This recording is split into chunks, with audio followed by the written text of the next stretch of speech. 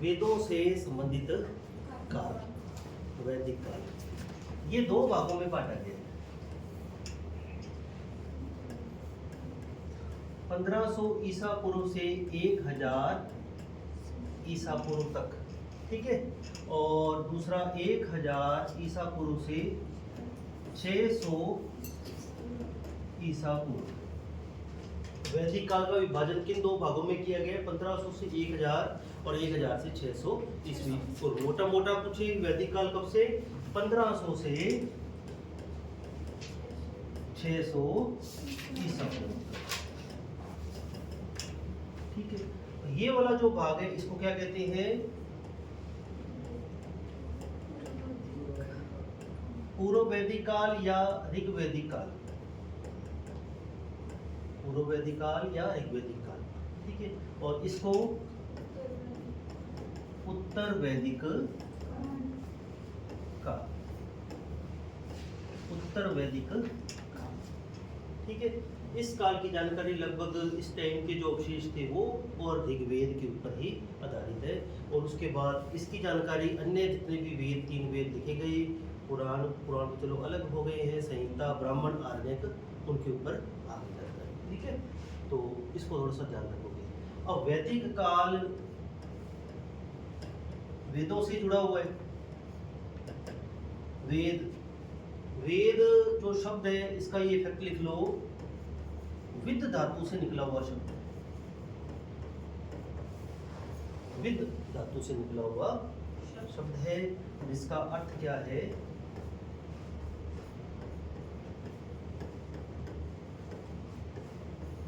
जानना। इसका अर्थ क्या है? जानना, ठीक है। इस काल के जो लोग थे उनको क्या कहा जाता है? आर्य।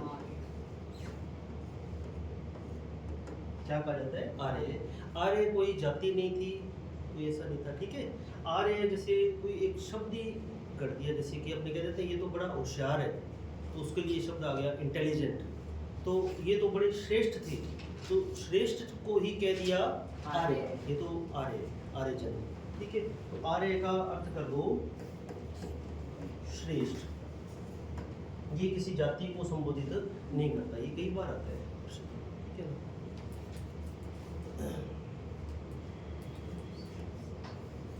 वेद कितने माने गए हैं?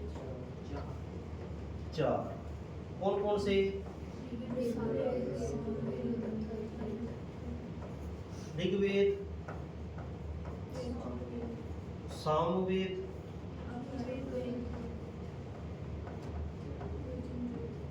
यजुर्वेद और अथर्ववेद। ये 4 वेद माने गए हैं, ठीक है। सबसे प्राचीन और सबसे नवीनतम, प्राचीनतम और नवीनतम, ठीक है। ये एक थोड़ी सी जानकारी हो गई। इसमें से भी एक प्रश्न आपका निकलता है, निकालना चाहिए, ठीक है ना। विद धातु से निकला हुआ शब्द वेद, इसका अर्थ क्या है? जानना। आर्य शब्द का अर्थ श्रेष्ठ।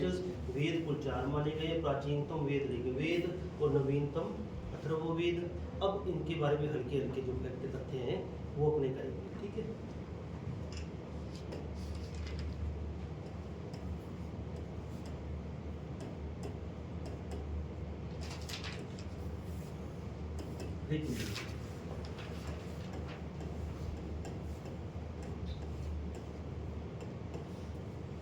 सबसे प्राचीन वेद, 10 मंडल, 1028 सूक्त, 10,552 ऋचाई, 10,552 ऋचाई, ठीक है। 1028 में से आप कर लो 1017, जो जो सूक्त है 1017 सूक्त शाकल शाखा से शाकल, और जो 11 सूक्त वो बाल खिल्ले में मिलते हैं। इसका भाग ही हो गया ये, जैसे परिशिष्ट नहीं कह देते, लास्ट में किताब खत्म होती है तो कुछ बातें हम परिशिष्ट में लिख देते हैं, तो वो परिशिष्ट हिस्सा 11 मंत्रों के संग्रह का बनता है। मंत्र हो गए, ये मंत्रों का ग्रुप हो गया, सूक्त मंत्रों का संग्रह, और ये पाठ हो गए, मंडल पाठों को कहते हैं। 10 पाठ कह दो या 10 मंडल कह दो, ठीक है। ऋग्वेद में है क्या, देवताओं की स्तुतियां, स्तुतियां मतलब प्रार्थना, है ना, देवताओं के निमित्त प्रार्थना है। और वो प्रार्थना लगभग भौतिक कामनाओं की प्राप्ति के लिए, कि अच्छी फसल हो जाए, पुत्र प्राप्ति हो जाए, हमारी गायें अच्छी रहें, इस तरीके की जो उस समय की जरूरतें होती थी, ठीक है। तो उनके निमित्त ही वहाँ के लोग देवताओं से प्रार्थना करते थे, और वो जो प्रार्थना करते थे वो मंत्रों के रूप में करते थे। वो मंत्र ऋग्वेद में शामिल है, ठीक है ना, कोई हार्ड चीज़ नहीं, कठिन चीज़ नहीं है। देखो इसमें गायत्री मंत्र मिलता है, किसी वेद में हमको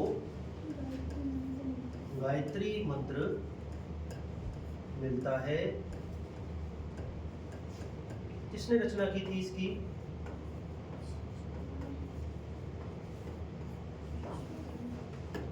ऋषि विश्वामित्र, ठीक है।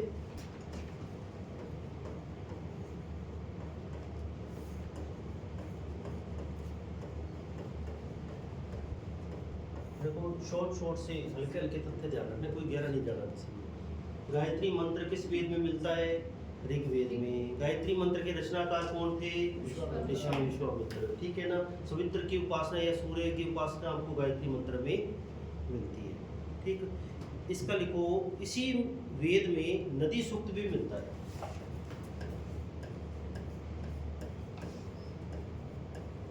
नदी सूक्त, इस नदी सूक्त में कुल 21 नदियों का उल्लेख है, बस ये ध्यान रखना, 21 नदियों, ठीक है।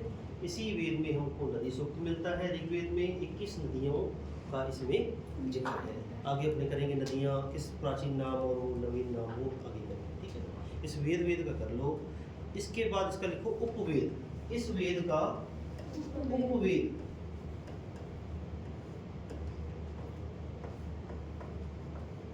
आयुर्वेद, इस वेद का उपवेद। आयुर्वेद निम्न में से किस वेद का उपवेद कहलाता है, ऋग्वेद, सामान्य से, ठीक है। इतनी बातें आप इसमें ध्यान रखना।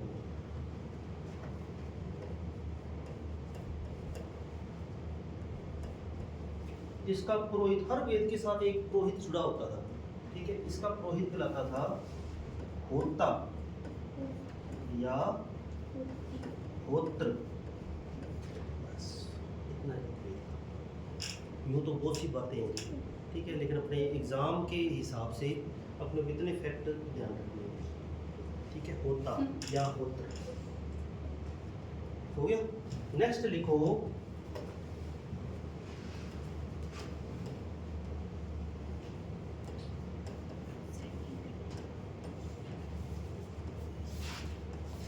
यजुर्वेद, यज्ञ से जुड़ा वेद, यज्ञों की जानकारी, ठीक है। यजुर्वेद यज्ञों की जानकारी है, यज्ञ से संबंधित ये वेद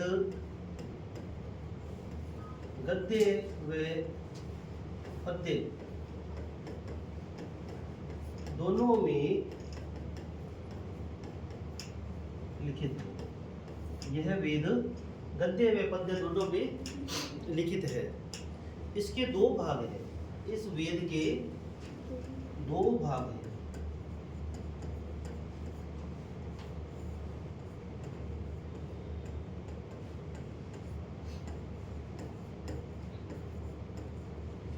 कृष्ण यजुर्वेद और शुक्ल यजुर्वेद।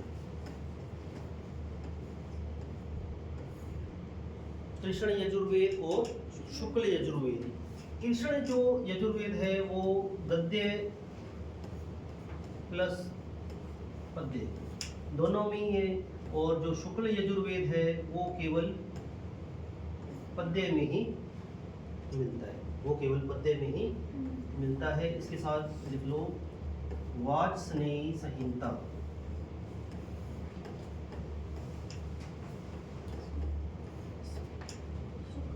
शुक्ल यजुर्वेद का ही अंग है। वाजस्नेयी संहिता शुक्ल यजुर्वेद का अंग है, जो कि पद्य में लिखित संहिता, ठीक है ना। इसके ऋषि का नाम लिखो। इसके ऋषि क्या कहलाते थे? पुरोहित या ऋषि क्या कहलाते थे?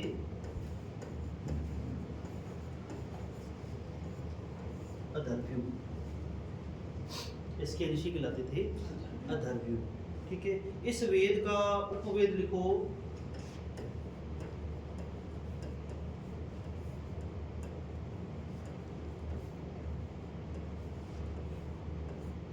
धनुर्वेद। इस वेद का उपवेद लिखो धनुर्वेद। इस वेद का अंतिम भाग लिखो।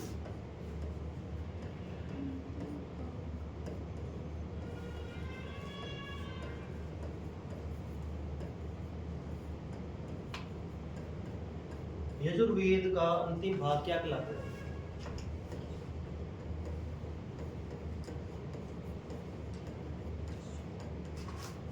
ईशोपनिषद। ईशोपनिषद ये जो पहले वाली किताब थी, शायद पिछले साल जो चल रही थी पहले, उसमें चौथे वेद के साथ जोड़ा गया उसको, अथर्ववेद के साथ में। अथर्ववेद का अंतिम भाग माना गया ईशोपनिषद। वो मिस प्रिंटिंग है उस किताब की, ठीक है ना। तो अपने इसमें फैक्ट्री डाल लेना। इस वेद का अंतिम भाग यानी यजुर्वेद का अंतिम भाग रहता है ईशोपनिषद, ठीक है। इसमें आध्यात्मिक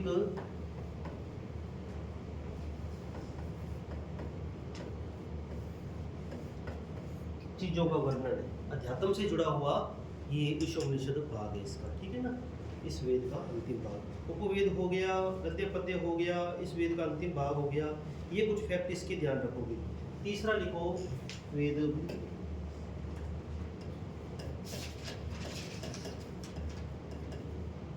सामवेद। ये संगीत से जुड़ा वेद है। मंत्रों को गाकर कैसे उच्चारण किया जाता है वो अपने को इसी वेद से सीखने को मिलता है, पढ़ने को मिलता है, ठीक है ना। मंत्रों को गाकर अलग अलग धुन में। संगीत से जुड़ा हुआ वेद या गायन वेद किसको कहा जाता है? सामवेद, ठीक है ना, सामवेद। इसका लिखो गायन वेद या संगीत प्रधान।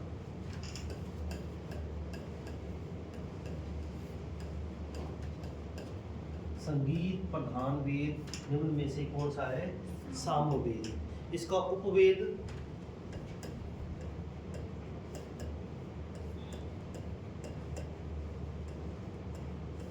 गंधर्व वेद। इसका उपवेद गंधर्व वेद कहलाता है। इसके पुरोहित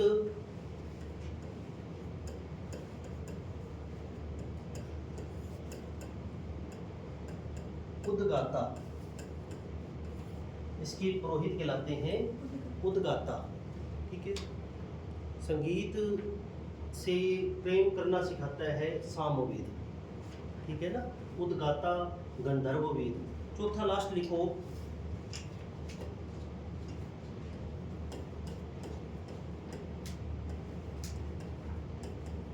अथर्ववेद।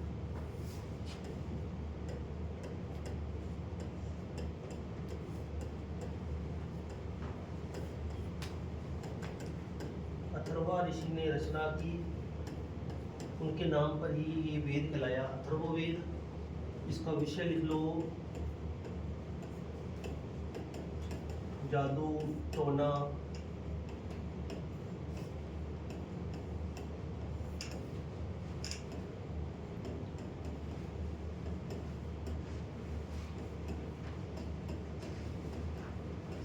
औषधियों की जानकारी, जड़ी बूटियों की जानकारी इत्यादि सारी इसमें चिकित्सा विज्ञान का समावेश, ये सारी बातें अथर्ववेद में मिलती है। सबसे नवीन वेद था, सबसे बाद में लिखा गया, उत्तर वैदिक काल में लास्ट में लिखा गया है ये।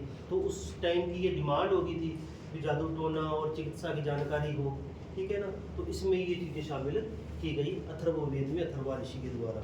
इसके उपवेद लिखो, इसका उपवेद कहलाता है शिल्पवेद।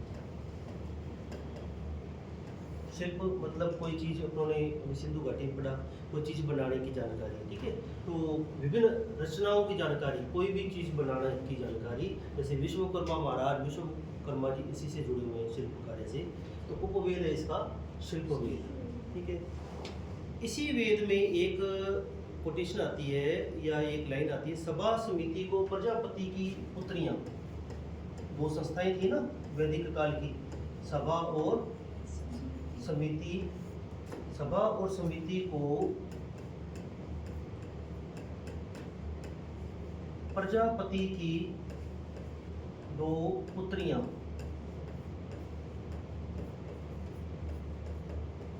किस वेद में माना गया है? अथर्ववेद। सभा व समिति को प्रजापति की दो पुत्रियां अथर्ववेद में माना गया है, ठीक है। ये आपके हल्के फुल्के फैक्ट हो गए आपके सिलेबस के हिसाब से, ठीक है ना, ये चारों वेद हो गए। अब इसके कुछ जैसे अपनों ने पढ़ा था उसमें 10 मंडल, ऋग्वेद के 10 मंडल, उन 10 मंडलों के बारे में लिखो।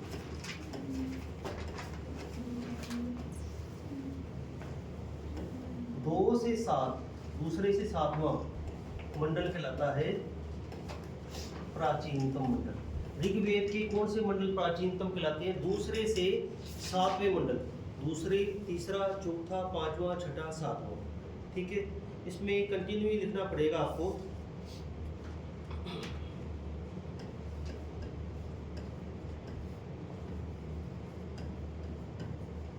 द्वितीय, third, fourth, fifth, sixth, seventh, eighth, ninth और 10th मंडल जोड़ देना आप घर पे जाकर, अलग से इसको क्लियर कर लेना।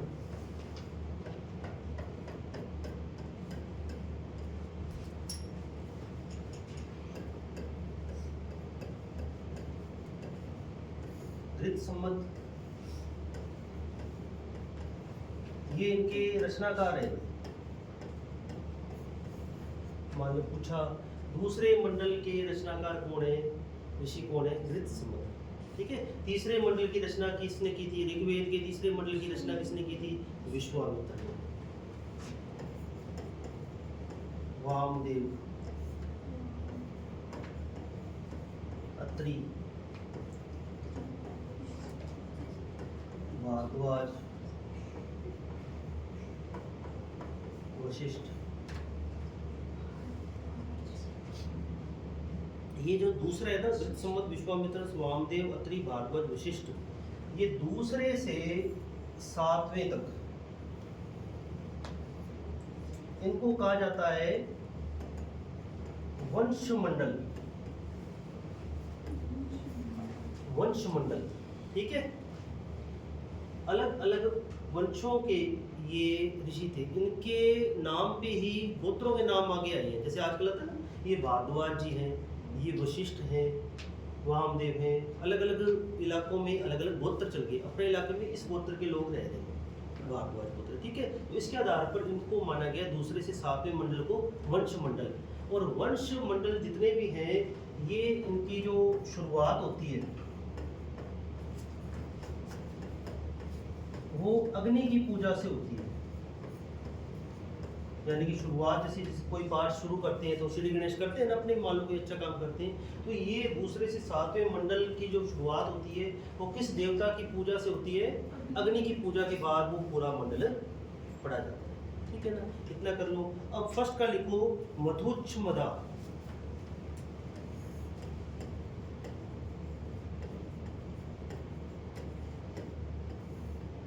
मधुच्छमदा, और मेघातिथि, ये बाद में रचित मंडल है।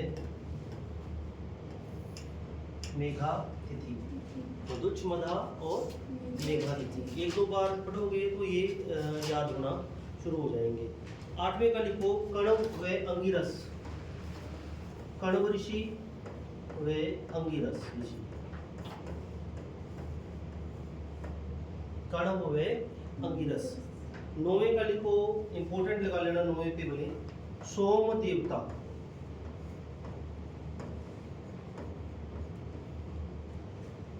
सोम मंडल भी कहलाता है, सोम देवता ने इसकी रचना की थी 9वें मंडल की। 10वां लिख दो विमदा सची इंद्र।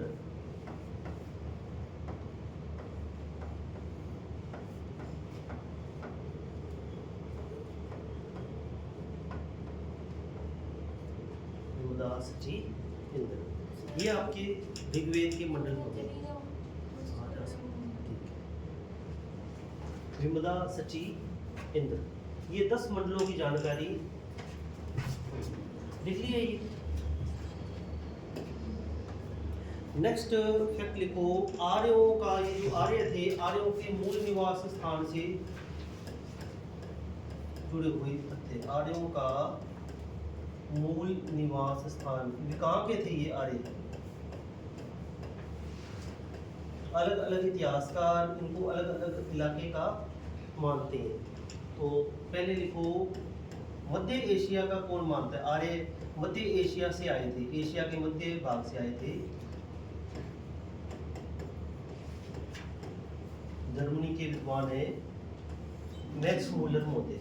मैक्स मूलर मानते थे कि आर्य कहाँ से आए हैं? मध्य एशिया से आए हैं, घोड़ों पर सवार होकर आए हैं, और उन्होंने सप्त सैंधव क्षेत्र और गंगा यमुना दोआब वाला क्षेत्र ये धीरे धीरे विजित कर लिया और इस इलाके में रहने लग गए। ठीक है ना? तो ये विचार दिया था मध्य एशिया वाला मैक्स मूलर मोते ने। सेकंड लिखो, तिब्बत से आए हैं, कुछ को ले रहे हैं, तिब्बत से आए हैं।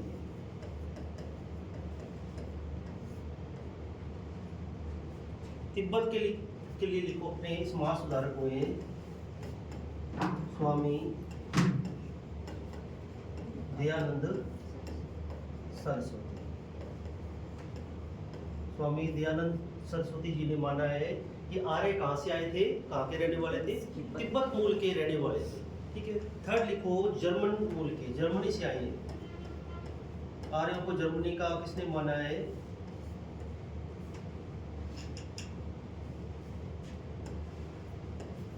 हर्ट एवं पिंका। हर्ट एवं पिंका। इसके बाद देखो, आर्य उत्तरी ध्रुव से आए हैं, ठंडे इलाकों से। आर्य गौर वर्ण के थे, ये ध्यान रखना। आर्यों का जो रंग रूप था वो गोरा था, अंग्रेज लगते थे। ठीक है। तो उसी हिसाब से इनको ठंडे इलाकों से कुछ मानने वाले इतिहासकार थे कि भाई वहीं से आ सकते हैं। जिस हिसाब से उनकी कदकाठी रूप रंग था, उस आधार पर विचार प्रकट किया था। उत्तरी ध्रुव से आए हैं, किसने कहा था?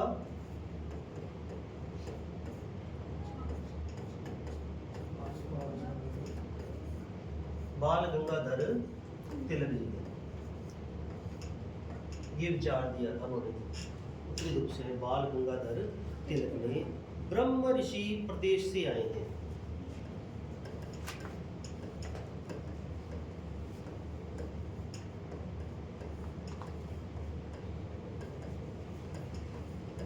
ब्रह्म ऋषि प्रदेश के हैं पंडित गंगानाथ झा। पंडित गंगानाथ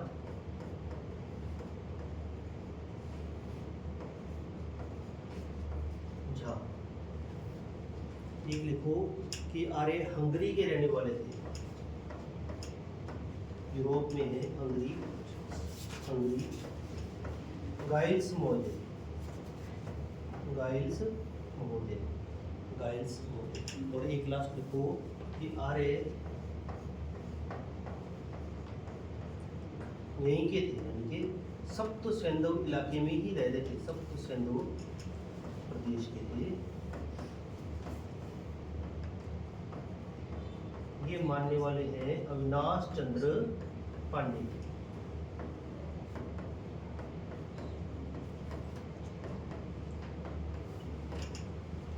अविनाश चंद्र पांडे।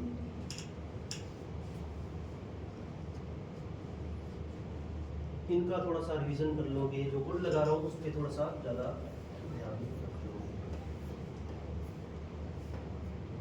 ठीक है। इनका रट्टा अच्छे से लगा लो।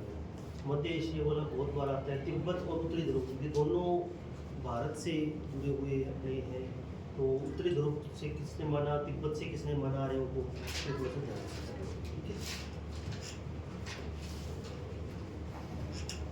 नेक्स्ट करो इसमें नदियों के नाम।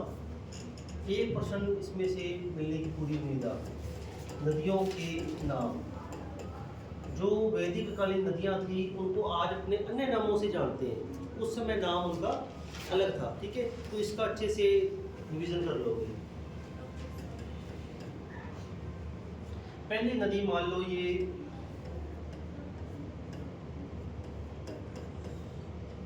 परुषणी नदी, वर्तमान में किस नाम से जानी जाती है ध्यान किसी को? परुषणी नदी। इसके ऊपर इस नदी के किनारे एक महत्वपूर्ण युद्ध लड़ा गया था वैदिक काल का, दाशराज्य युद्ध। दाशराज्य युद्ध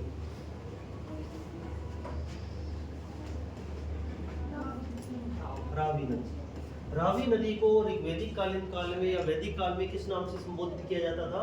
पुरुषणी नदी या परुषणी नदी, ठीक है। नेक्स्ट लिखो अस्कनी।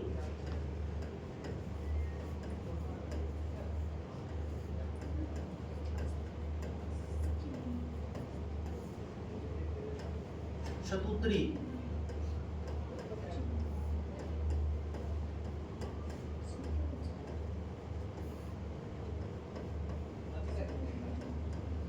विपाशा या विपाशा, व्यास नदी को।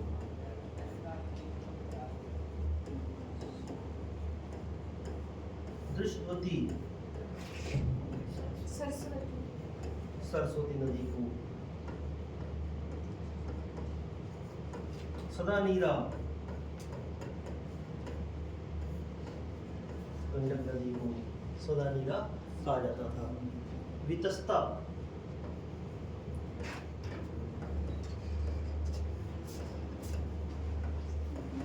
झेलम नदी को किस नाम से जाना जाता था? वितस्ता नदी के नाम से जाना जाता था। क्रुमु,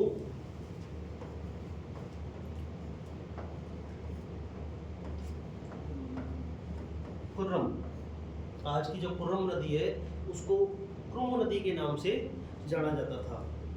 गोमती,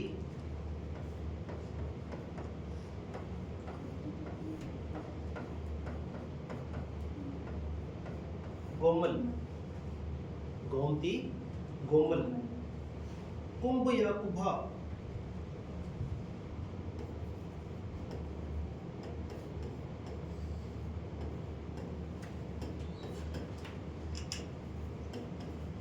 काबुल नदी को कुंभ या कुभा के नाम से जाना जाता था। स्वास्तु, स्वाद,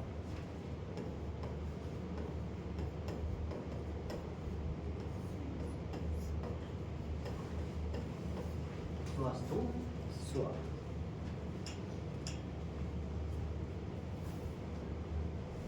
ये आपकी कुछ नदियां हैं, इनका रट्टा लगा लेना है, ठीक है ना। हमेशा लगभग पूछने लायक होते हैं ये, और यही आपके बुक्स में भी नाम कुछ दो चार नदियों के, तो ये सारी दे दी इसमें। तो पुरुषणी, अस्कनी, शतुद्री, सतलुज, विपाशा, व्यास, दृष्टवती, इसको ध्यान से कर लोगे। सरस्वती, सदानेरा, गंडक, वितस्ता, झेलम, इसको अच्छे से कर लोगे। ऊपर वाली जितनी भी है ना 4-5, इनको बढ़िया से कर लोगे। क्रुमु, गोमती, गोमल, कुभ या कुभा, काबुल नदी, स्वास्तु, स्वाद नदी, ठीक है। तो ये नदियों के हैं। नदियाँ, नदी मन जो अपने पढ़ा था नदी सूक्त, कितने नदियों का उल्लेख है? 21 नदियों का उल्लेख है। ऋग्वेद में यमुना का जिक्र आता है भाई 3 बार। यमुना का जिक्र कितनी बार? 3 बार। ऋग्वेद में गंगा का जो जिक्र है 1 बार ही आया है। पूरे ऋग्वेद, पूरे वेद में गंगा नाम का या गंगा नदी का उल्लेख 1 बार ही आया है, और यमुना का 3 बार आया है, ठीक है। तो ये इसको ध्यान रखोगे थोड़ा सा।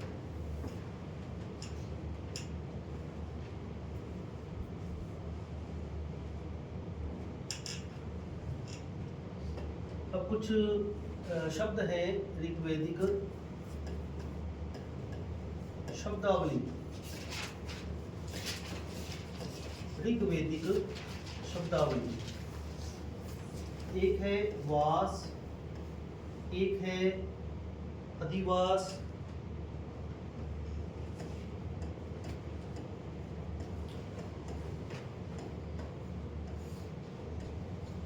एक है निवि। निवि, वास, अधिवास, तक्षा,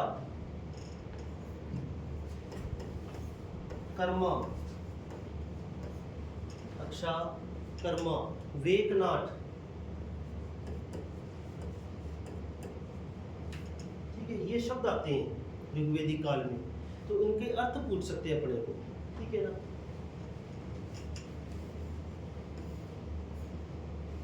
जो निवि है वो कमर से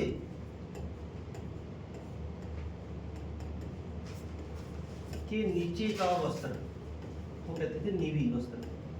कमर के नीचे का वस्त्र निवि। ये इसका उलट, कमर के ऊपर का वस्त्र वास। और ऊपर से ओढ़ लेते थे कोई लोई, शोल, ओढ़नी, ठीक है ना, उसको कह देते थे ये अधिवास। ऊपर से ओढ़ा गया वस्त्र, ओढ़नी वगैरह, शोल वगैरह। ठीक है, अधिवास। तीनों को अच्छे से कर लोगे। निवि, वास और अधिवास में क्या अंतर है। ठीक है। तक्षा, तक्षा आजकल के जो लकड़ी के काम करने वाले व्यक्ति हैं, बढ़ई, उनको कह देते थे ये तक्षा। कर्मा, धातु से जुड़े काम करने वाला, धातु से जुड़े कर्म करने वाला कर्मा। धातु से जुड़े कार्य करने वाला कर्मा। और वेकनाट कहते थे ये सूदखोर को, जो ब्याज पर कोई चीज देता था, सूदखोर। ठीक है, वेकनाट। एक लिख लो अरित्र, त्रिशूल वाला, और एक लिख लो अरित्र, त के पैर में री, अरित्री। ठीक है, इन दोनों में फर्क। एक का लिख लो पतवार, और एक लिख लो नाविक। पतवार मतलब नाव, और ये नाविक। दोनों में फर्क। बोलने में लगभग सेम सी हैं, पर लिखने में थोड़ा सा अंतर है, अरित्र और अरित्री। ठीक है, तो ये इतने शब्द मेन हालांकि बहुत से पूरे नहीं आते, लेकिन सिलेबस के हिसाब से जो पूछने लायक है तो वो आपको मिलेंगे। ठीक है, यदि और चाहोगे तो आपको ग्रुप में भेज दी जाएगी।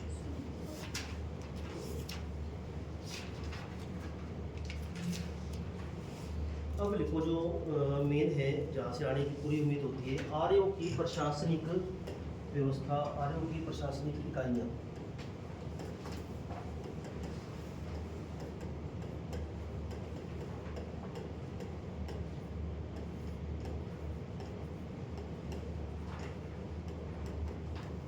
जैसे अपने ना गांव से आगे तहसील, तहसील से जिला, इस तरीके से उनके भी क्रम बने हुए थे। सबसे छोटी इकाई कौन सी है, सबसे बड़ी इकाई कौन सी है। ठीक है, तो उस हिसाब से आप इसको देखो। कुल सबसे जो निम्न इकाई है उसमें देखो कुल, ग्राम, विश्व, जन, और लास्ट में राष्ट्र। ठीक है, कुल जो होगी वो निम्नतम या सबसे छोटी इकाई होगी। प्रशासन की सबसे छोटी इकाई कौन सी मानी जाती थी, कुल, यानी कि कुछ परिवारों का समूह, 2-1 परिवारों का समूह। कुल, कुल से ऊपर ग्राम, ग्राम से ऊपर विश्व, विश्व के बाद जन, जो अपने वहाँ पढ़ेंगे अगला नेक्स्ट टॉपिक जनपद, इसी से बने थे लोग। ठीक है, जन, जन के बाद राष्ट्र। ठीक है, अब इनके मुखिया का नाम लिख लो। कुल का जो मुखिया था वो क्या कहलाएगा? कुलक। कुल का मुखिया कुलक या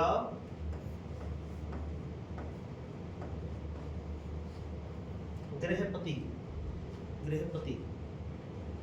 ग्राम का मुखिया ग्रामणी।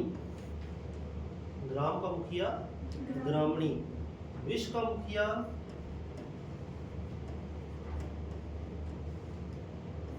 विश्वपति। ये इंपॉर्टेंट है भाई, ये जो ये वाला पूछेंगे। जन। जन का मुखिया गोप, क्योंकि गोर तो जुड़ते हैं। विश्वपति, ग्रामणी, ठीक है। कुल थोड़ा सा ध्यान रखोगे। गोप। गोप निम्न में से किसका मुखिया कहलाता था? इधर से ये सारे दे दिए और इनमें से अपने को देखना है कि जन का मुखिया गोप कहलाता था। इसका अलग से भी, जैसे ये विश्वपति है, इसको जनपति भी कहा जाता था। और राष्ट्र का मुखिया राजा। राष्ट्र का मुखिया राजा। तो अपने को ये प्रशासनिक इकाई थोड़ी सी ध्यान रखनी है, बस और कुछ नहीं इसमें ज़्यादा, ठीक है। प्रशासनिक इकाई हमेशा पूछा जाता है, निम्नतम इकाई कौन सी मानी जाती है? तो ये कुल से मतलब परिवारों की इकाई होगी। सबसे छोटी इकाई अगर ये लिखा गया ना परिवार, तब भी यही उत्तर होगा। सबसे छोटी इकाई समाज की या प्रशासन की सबसे छोटी इकाई परिवार लिखा गया, ये ना आया तो परिवार भी सबसे छोटी इकाई है। परिवारों से मिलकर कुल, कुल से ऊपर ये ग्राम, ग्राम के बाद विश्व, जन, राष्ट्र। रट्टा मारोगे ऊपर से आरोही अवरोही दोनों हिसाब से पूछ सकता है, तो थोड़ा सा दोनों हिसाब से ही ध्यान रखना, ठीक है। अब कुछ छोटे छोटे बिंदु आएंगे, उसको अपनों ने करना है। ये वही गया गोप, जन का मुखिया या कबीले का मुखिया। कबीला शब्द भी आ सकता है। जन, कुछ जन मिलकर, जन किससे बनते थे? कुछ कबीलों से। कबीले आकर एक जगह रहने लग गए, पैर जमा लिए, तो वो जन बन जाते थे, ठीक है ना। और कई कबीलों मिलकर, कई जन मिलकर फिर आगे वो जो अपने पढ़ेंगे महाजनपद, तो वो बन जाएंगे, ठीक है ना। ये शुरुआत है राज्य बनने की या राष्ट्र, छोटी सी प्रशासन बनने की ना, समाज बन रहा है उनका। तो नेक्स्ट लिखो, जनतांत्रिक संस्थाएं कौन सी थी? ऋग्वेदिक कालीन लोगों की जनतांत्रिक संस्था का नाम, जनतांत्रिक संस्था कौन कौन सी थी भाई? एक तो सभा, एक समिति और एक विदत। सभा, समिति और विदत। सभा में लिख लो आप कि जो विशिष्ट वर्ग के होते थे लोग, मुखिया, वो सभा के सदस्य होते थे। और जो सामान्य लोग होते थे वो सारे समिति के सदस्य होते थे। और विदत के नीचे लिख दो आप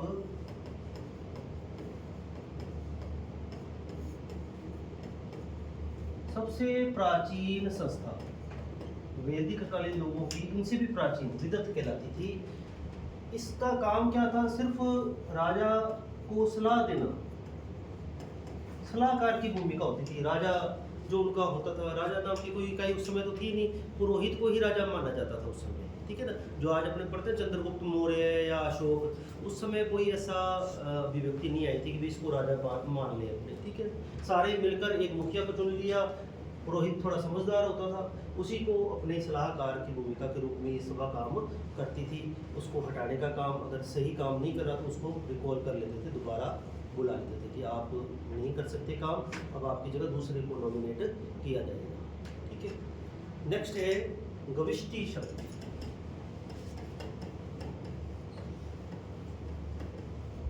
गविष्टि, ये फैक्ट ध्यान रखना है। गविष्टि से मतलब हो गया गवेषणा। गविष्टि से मतलब गवेषणा। और ऋग्वेद में युद्ध के लिए प्रयुक्त शब्द था। युद्ध के लिए प्रयुक्त शब्द, युद्ध के लिए प्रयुक्त शब्द गविष्टि। और युद्ध सामान्यतः गायों के लिए ही लड़े जाते थे। युद्ध सामान्य थे। उस समय कोई भूमि प्राप्त करने के लिए युद्ध नहीं लड़े जाते, साम्राज्य स्थापना के लिए युद्ध नहीं लड़े जाते थे। गायों को मूल्यवान वस्तु समझा जाता था। संपत्ति उनकी क्या होती थी उस समय? मूल्य गाय। ठीक है, तो कुछ व्यापारी लोग होते थे उस समय जिनको क्या कहते थे? पणी।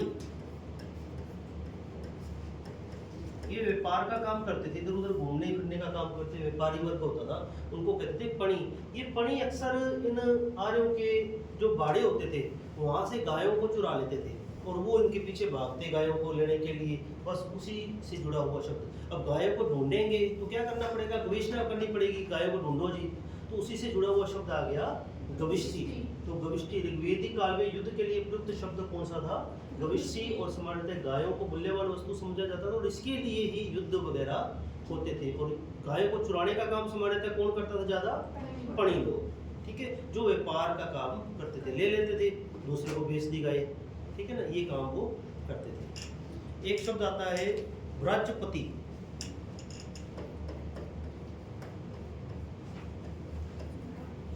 व्राजपति चारागाहों का प्रमुख, चारागाहों का प्रमुख। राजा सुदास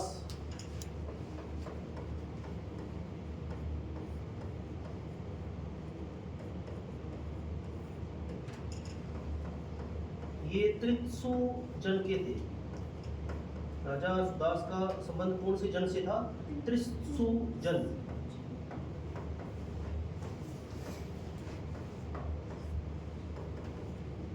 ठीक है, त्रित्सु जन।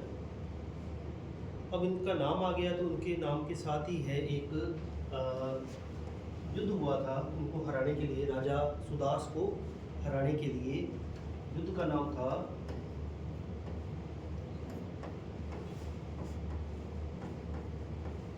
दाशराज्य युद्ध। दाशराज्य युद्ध। ठीक है, 10 राजाओं के द्वारा लड़ा गया युद्ध। इसको हराना था राजा सुदास को। ठीक है, और ये जो 10 राजा थे इनका नेतृत्व कर रहा था ऋषि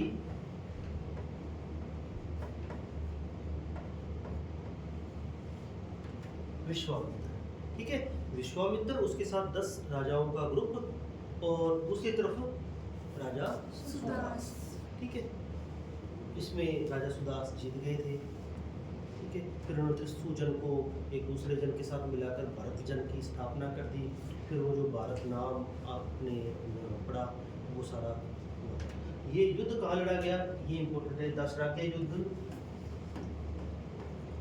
पुरुषणी नदी के किनारे लड़ा गया। ये युद्ध किस नदी के किनारे लड़ा गया? पुरुषणी नदी, जो आज की क्या कहलाती है? रावी नदी कहलाती है, उसके किनारे लड़ा गया। पंचजन, ऋग्वेद के पंचजनों में कौन से फेमस थे? उनके नाम लिख लो। अनु, दुह्य, यदु, पुरु, तुर्वस। अनु, द्रोह्य, यदु, पुरु, तुर्वस, ये पंचजन कहलाते थे। निम्न में से पंचजन में शामिल जन कौन सा है या कौन सा नहीं है?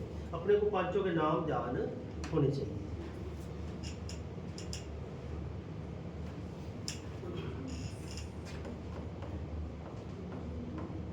ऋग्वेद का जो समास था वो किस प्रकार का था?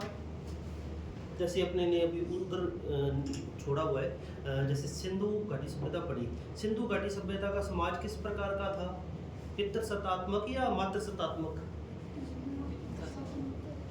मातृ सत्तात्मक। ठीक है, वो ऐड कर लेना, वैसे आ जाएगा। लेकिन उनका समाज था मातृ सत्तात्मक। कैसे माना गया? क्योंकि जो खुदाई में मूर्तियां मिली वो अधिकतम देवियों की मिली थी, तो उसके आधार पर इतिहासकारों ने ये आइडिया लगाया कि वहाँ का समाज कैसा था? मातृ सत्तात्मक परिवार था। सिंधु घाटी के उलट इस वैदिक काल का जो समाज था वो था पितृ सत्तात्मक। पिता को सम्मानित दर्जा था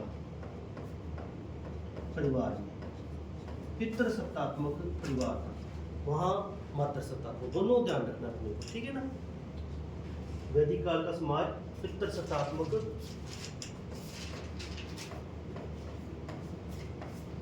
पुरुष प्रधान हो गया मान लो, है ना। पिता प्रधान का मतलब क्या हो गया, पुरुष प्रधान। कभी वैदिक जो ऋग्वेद में जितनी प्रार्थनाएं हैं उसमें पुत्र प्राप्ति के लिए माना गया है, ठीक है। स्त्रियों की कामना नहीं की गई है, लड़कियों की कामना नहीं की है पूजा प्रार्थनाओं में। एक लिखो शब्द अमाजू, अमाजू,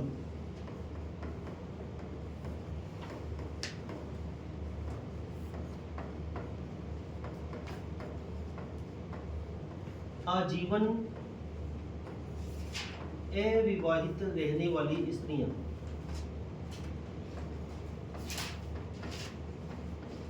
आजीवन अविवाहित रहने वाली स्त्रियां क्या कहलाती थी, अमाजू।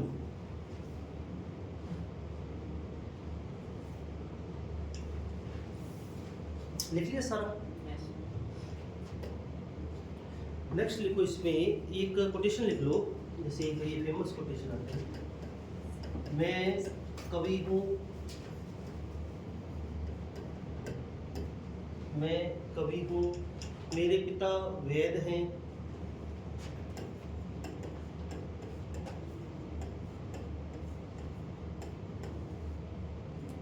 मेरे पिता वैद्य हैं और मेरी माँ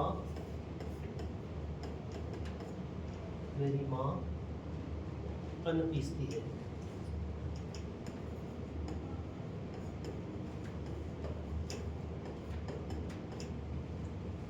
ये अपने को किस वेद में मिलता है, ऋग्वेद में। ये किस में मिलता है, ऋग्वेद में। अब ये जो लाइन है ना, इसमें एक बात छिपी हुई है कि उस समय की जो जाति व्यवस्था थी ना वैदिक काल की, वो कैसी थी,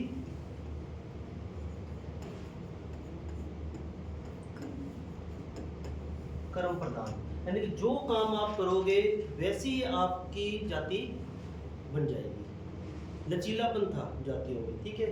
पुत्र कवि है, पिता वैद हैं, इनकी अलग अलग जातियां मानी जाती थी, ठीक है। लेकिन जैसे ही वैदिक काल से उत्तर वैदिक काल में आए, 1000 से 600 वाले काल में आए, तो वो किस में बदल गई,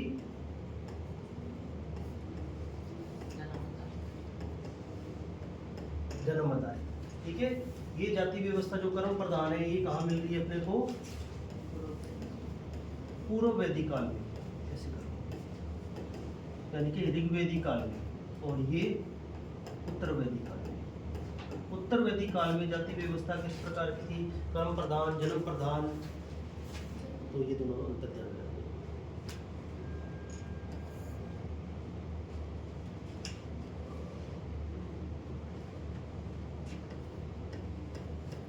वर्ण कितने माने गए हैं, 4। कौन कौन से,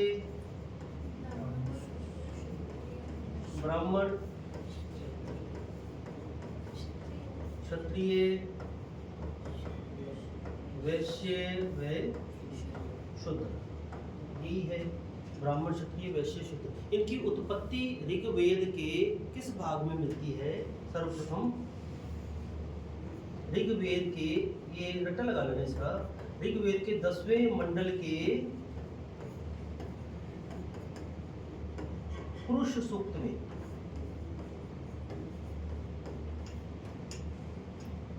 ऋग्वेद का 10वां मंडल पुरुष सूक्त किसकी उत्पत्ति के बारे में बता रहा है अपने को, वर्णों की उत्पत्ति के बारे में बताता है।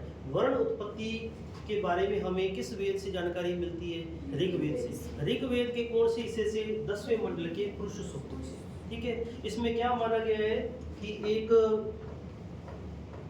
महामानव है, उसके शरीर के अंगों से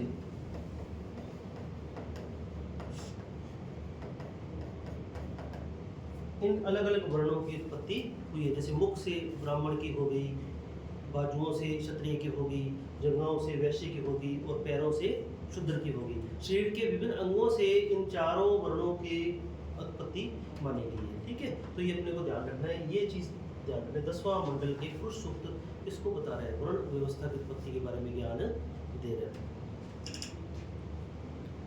ऋग्वेद के प्रमुख 3 देवता किनको माना गया है?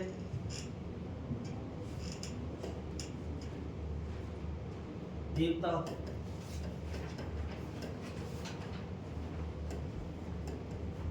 इंद्र, अग्नि और वरुण। इंद्र, अग्नि, वरुण। सर्वाधिक सूक्त इसकी आ रही है, 250 बार इसका जिक्र आया है ऋग्वेद में। ठीक है, अग्नि का 200, ये दोनों बहुत बार पूछते। सर्वाधिक उल्लेख किस देवता का है? इंद्र। और इसमें अपने जो वर्तमान देवता है उनका थोड़ा सा साइड रखोगे। इस समय जितने भी देवता थे उनका अलग ही नाम संबोधन होता था। जैसे आज अपने ब्रह्मा, विष्णु, महेश या जितने भी कृष्ण महाराज, तो उनका जिक्र यहाँ नहीं होगा। यहाँ क्या होता था, किसकी पूजा की जाती थी? प्रकृति पूजा की जाती थी, यानी कि प्रकृति की शक्तियों की पूजा की जाती थी। अब शक्तियाँ कौन सी? जैसे ही वो देखते थे कि सुबह सूर्य उदय हुआ है तो अंधेरे से एकदम क्या हो गया, रोशनी ला दी किसी ने, तो जो रोशनी वाला हिस्सा होता था कौन दे रहा है? सूर्य, तो उसको देवता मान लेते थे। ठीक है ना, उस समय किसकी पूजा होती थी? प्रकृति की पूजा करते थे। प्रकृति की शक्तियाँ, सूर्य की पूजा हो गई, वर्षा की पूजा हो गई, वायु की पूजा हो गई, है ना, बिजली की पूजा हो गई। जितनी भी प्राकृतिक शक्तियाँ होती थी, आंधी की, तूफान का अलग होता था, ठीक है ना, हर प्रकृति की शक्ति की को देवता के रूप में मान लेते। इस तरीके से वहाँ क्या था, बहुदेववाद प्रचलित था। बहुदेववाद, इस शब्द को ध्यान रखना। वहाँ की धर्म धार्मिक स्थिति कैसी थी? अनेक, यानी कि मौके पर जिस देवता की जरूरत है उसकी पूजा वो कर लेते थे। इसको क्या कहते थे? बहुदेववाद। अलग अलग देवताओं की अलग अलग समय पर पूजा की जाती थी, बहुदेववाद।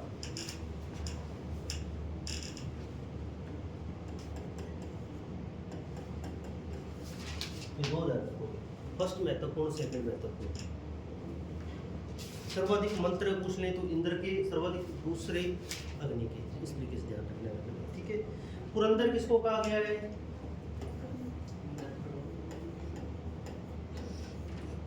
किलों को तोड़ने वाला पुरंदर, ठीक है, इंद्र को पुरंदर। इससे जुड़ा हुआ 2022 में इंद्र के ऊपर प्रश्न आया हुआ आपका रिव्यू, ठीक है ना, इंद्र के ऊपर प्रश्न आया हुआ, वर्षा और पर्जन्य के देवता वो आया, वो लाइन ही दी हुई सीधी। सर्वाधिक लोकप्रिय देवता इंद्र, युद्ध के देवता इंद्र,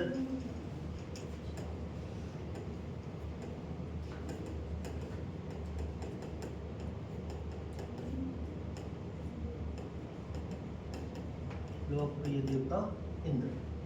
एक और शब्द आता है ऋत। ऋग्वेद में एक शब्द आता है ऋत। इससे क्या समझते हो? ऋत क्या था? जैसे सुबह सूरज उग रहा है, शाम को छिप रहा है, चंद्रमा आ रहा है, समय पर सारा कुछ हो रहा है। जितनी भी भौतिक चीजें हो रही है समय पर हो रही है ना, इनको चलाने वाला कोई तो भगवान होगा ना। तो वो सोचते थे कि इसको चलाने वाला कोई ना कोई है, जो व्यवस्था इंसान तो कर नहीं रहा, ये व्यवस्था कोई देवता कर रहा है। इस व्यवस्था को क्या नाम दिया उन्होंने? ऋत। संसार को चलायमान रखने वाली एक व्यवस्था ऋत। और इसको चलाने वाला देवता कौन सा माना गया था? वरुण। और वरुण को क्या कहा गया था?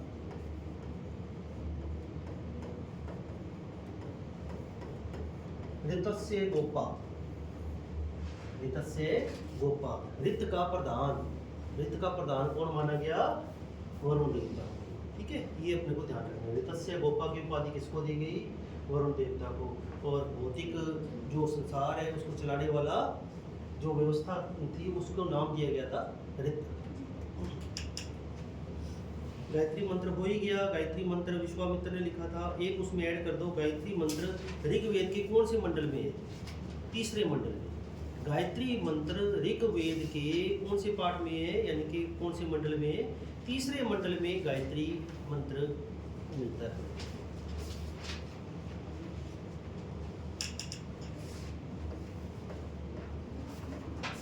एक शब्द आता है अघन्या। अघन्या कहते हैं गाय को कभी न वध किया जा सके, जिसका कभी वध नहीं करना चाहिए, अघन्या। ठीक है, वो बनाया जाता था वेद में गाय को कहा जाता था अघन्य। अब कुछ शब्द है जैसे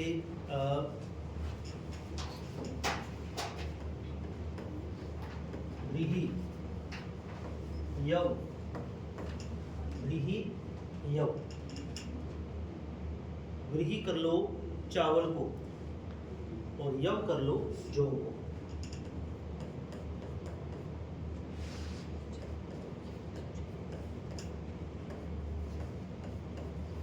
चणक, चना, माल, उड़द।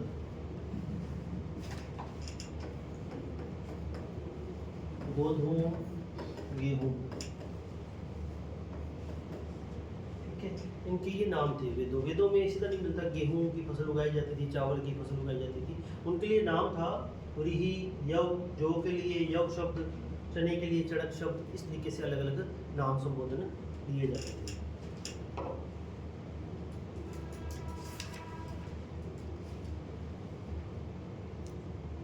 आज के लिए ठीक है, बाकी नेक्स्ट क्लास में अपनी करेंगे।